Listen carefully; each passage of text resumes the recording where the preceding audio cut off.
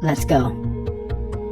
As part of the global fight against pollution and climate change, the IMO is working to reduce the impact of the shipping industry on the quality of the air that we breathe. For some time, ships have been required to burn fuels with a sulfur content of 0.1% while operating in emission control areas, ECAs. From the 1st of January 2020, the IMO has introduced a new global limit of 0.5% sulfur in fuel unless an exhaust gas cleaning system is fitted. This video outlines what the lower limit means and how to be compliant.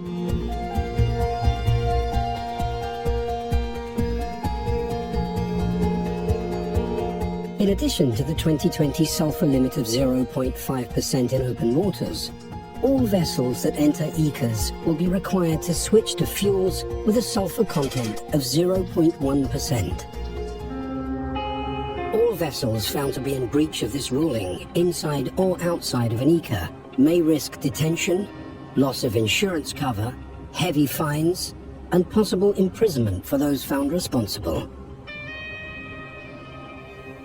So how to ensure compliance? One option would be to run vessels on compliant fuels, such as low-sulfur marine gas oil.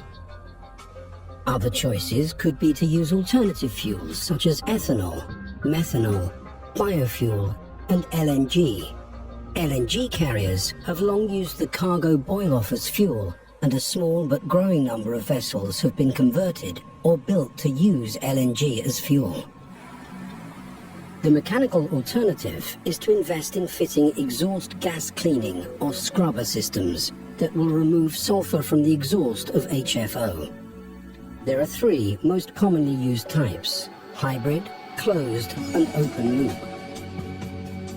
In all systems, the exhaust gases pass through a spray of seawater, where the sulfur and particulates are captured and separated into sludge, which is sent to storage tanks. The wash water is either recycled using the closed loop system or discharged into the sea if using the open loop. But some ports and administrations do not allow open loop wash water to be discharged in their waters. And what happens should the scrubber break down?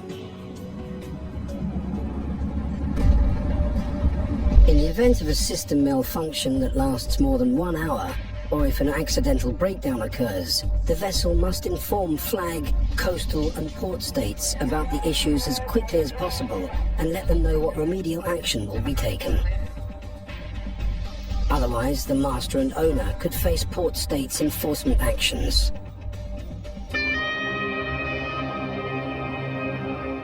So switching to compliant fuels appears to be the simplest option, but there are a number of concerns, such as fuel availability. Key bunkering centers of Europe, North America, and Asia are likely to be stocked. However, availability must be confirmed, particularly before entering smaller ports, and an alternative solution must be planned. Fuel quality. With a whole new range of fuels being manufactured, it's even more important to ensure that the fuel oil being bunkered is compliant and to the required ISO 8217 standard. MARPOL samples should be taken at the receiving ship's inlet bunker manifold in accordance with the IMO's 2009 sampling guidelines. However, these results are often received after the vessel has left port, leaving the ship with potential compliance issues. The IMO has therefore issued a circular encouraging that a party to MARPOL Annex 6 should take reasonable steps to ensure that fuel oil meets the SOLAS safety requirements of more than 60 degrees Celsius flash point and fuel oil quality requirements as set out in Regulation 18.3 of MARPOL Annex 6. Clean tanks. Bunker tanks must be cleaned prior to accepting the new 0.5% compliant fuel. Stability and incompatibility. One of the main concerns is the long-term storage stability and compatibility between different bunker stocks. Aromatic or paraffinic fuels may be incompatible, and if they commingle, the asphaltene content will combine into a sticky sludge within 48 hours, potentially blocking filters and fuel lines, resulting in complete engine failure. The optimum solution is to segregate the storage and handling of the fuels on board. Some vessels may have to be retrofitted with dual storage and handling systems, or switch to run permanently on marine gas oil. Risk of increased hazards during fuel switching. The management of fuel switching needs to be adjusted as compliant fuel has different viscosity temperature and pour point characteristics. Managing the new fuel requires a modification of operating procedures that must include reference to the engine maker's recommendations and updates.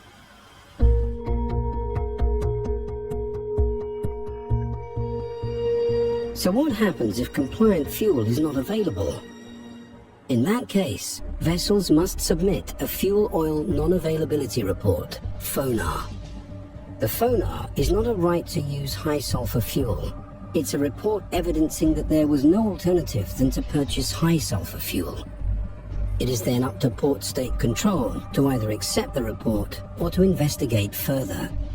It's very important that all personnel, ashore and on board, are fully aware of the process and its implementation.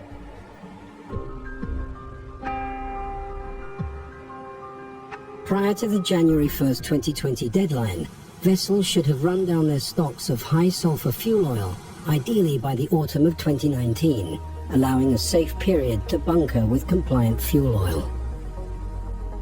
IMO recommends that ships prepare a Ship Implementation Plan, SIP. Administrations and port state control may take into account the SIP when verifying compliance with the 0.5% sulfur requirement. Inspectors will check compliance with the 2020 Sulphur Cap Regulations through the bunker delivery notes, related ships' logbooks and records, and by means of sampling from the fuel treatment lines. There are written procedures on board covering fuel oil changeover operations where appropriate. Proof that scrubber systems are being tested appropriately and waste sludge disposed of correctly. If deficiencies are found against any of these items, action may be taken by the port state control officer, which could include detention of the ship or other corrective measures. The 2020 Sulphur Cap is a landmark decision for both the environment, human health, and a fundamental change for the maritime industry, marking a new chapter for industry stakeholders, from charterers, ship operators and crew, to suppliers.